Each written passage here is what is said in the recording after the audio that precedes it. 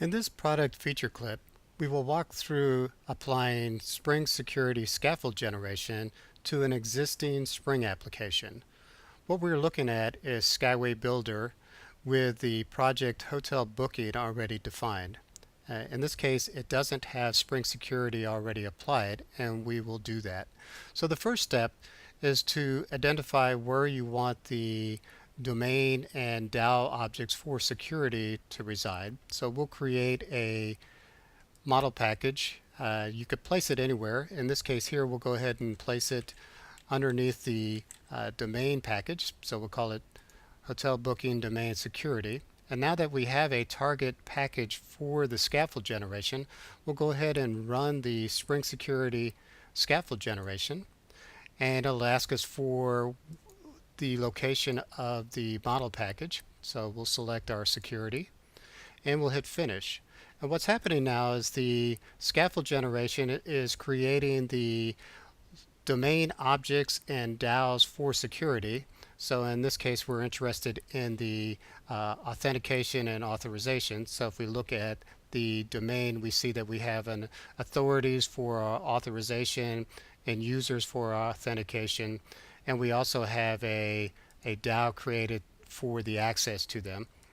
We've also generated in the Spring project settings underneath enterprise configuration, we've enabled the Spring Security. The password format is going to be plain text, but we could change that. We've identified the secured areas, so secured URLs, the secured resources. In this case here, it's going to be our preferred guest service and our data access objects that we set up. We also have established the configured views. In the case of the scaffold generation, we're going to delegate out to the form login that's created or given to you for free by Spring Security. So we'll delegate to that. And then in the security information source, we're generating the scaffold for database access, so you can see the user query and authorities query is already identified.